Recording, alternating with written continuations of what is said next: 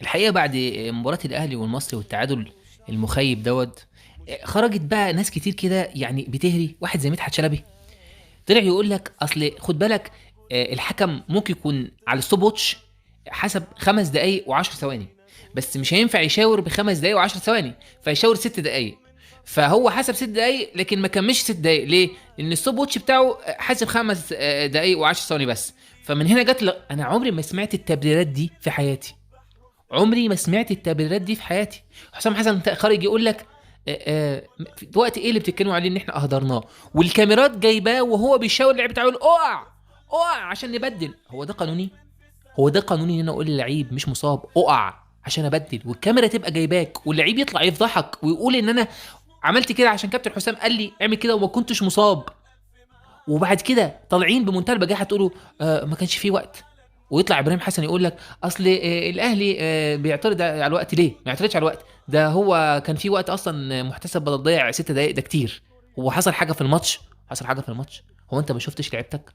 هو انت ما شفتش حسين السيد وهو طالع بيتشخلع ويتدلع؟ هو ما انت شفتش الجون بتاعك واقع مرتين؟ هو انت ما شفتش تضييع الوقت اللي حصل؟ هو انت ما شفتش التغييرات اللي حصلت في الماتش اللي الاهلي عامل 5 تغييرات وانت عامل برضو كام تغيير؟ هو خلاص البجاحه بقت كده. الناس اللي طالعه بتدافع عن الحكم، محمد شبانه طالع يدافع عن الحكم، وما اعرفش مين تاني طالع يدافع عن الحكم، وجهاد جريشه.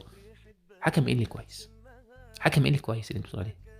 قفشه اللي جاب دم ده، وجهاد جريشه يقول لك محمود جاد خد الكره الاول. يا اخي اتقي الله، قفشه اللي لعب الكره قبليه جايب دم، ما حسبتش ليه ضربه جزاء؟ محمد شريف اتدهست رجله، ما حسبتش طرد ليه على المصري؟ فين الفار؟ تبريرات انا ما شفتهاش. محمد شريف يقول لك يعني الاهلي كان هيجيب في الوقت بدل الضيع الدقيقتين دول كان ممكن يجيب جول. كان ممكن يجيب جول. ما عملهاش قبل كده يعني؟ هو ما عملهاش قبل كده يعني؟ بس مش الاهلي دوت ملك البلاس 90 يعني؟ ما عملهاش قبل كده؟ ايه اللي كان ممكن كان ممكن يجيب؟ هو الاهلي كان وحش؟ ما باعترافك انت قلت الاهلي ما كانش وحش. يمكن الفرق كان جه في الدقيقتين دول. اديني حق يا اخي، اديني حق. ايه اللي الاهلي كان ممكن يجيب جولين؟ كان ممكن يجيب. برضو اللي يطلعوا يتكلموا على صفقات الاهلي وسافيو ويتفك ب4 لعيبه مصريين وده مش برازيلي ومحتاجين يثبت لنا هو ما حدش بيفتح بقه ليه على سامسون وعلى الوردي وعلى بريمان داي؟ احنا ما شفناش شكل بريمان داي لحد دلوقتي، ما نعرفش شكله ايه. الوردي احنا ما لحقناش نحفظ شكله. سامسون، انتوا عارفين كام صفقه مضروبه الزمالك جايبها؟ ده لو ضفنا عليهم المسلوسي، ها، عارفين كام صفقه مضروبه؟ الاداره عندنا بطيئه. المهاجم جاي على جمل. المهاجم الاهلي متاخر فيه جدا. ايوه فعلا الاهلي متاخر فيه جدا جدا، متاخر فيه من 3 4 5 سنين كمان. بس بتتكلم هنا يبقى بتكلم هنا. هتهاجم الاهلي عشان تعادل مع المصري؟ هاجم الزمالك اللي بقاله 3 ماتشات مش عارف يفوز بنفس القسوه ونفس القوه. لكن انت بتكلمني انا اللي وضعي احسن في الدوري، مستواي احسن في الدوري، ادائي احسن في اخر ماتشات، والزمالك اللي بيترنح سايب دوت والضغط كله على الاهلي؟ ولا انتوا عشان عاوزين تفوقوا الزمالك وتلحقوا الزمالك؟ حاجه مستفزه جدا الصراحه. الاهلي بيتكلم على جاكسون موليكا. طبعا لو جاكسون موليكا جه صفقه حلوه. جاكسون كان في مازيمبي وحش، والساندر البلجيكي راح واعاره لقاسم باشا وكان وحش في قاسم باشا. بيلعب في بشكتاش دلوقتي، ممكن تكون ارقامه عاديه في بشكتاش بس مش وحشه. لما نقول 16 ماتش جايب منهم 5 وصنع هدفين، مش وحشه.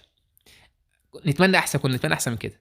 بس جاكسون تاريخه بيقول ان هو كويس، فلو جه هتبقى حاجه حلوه.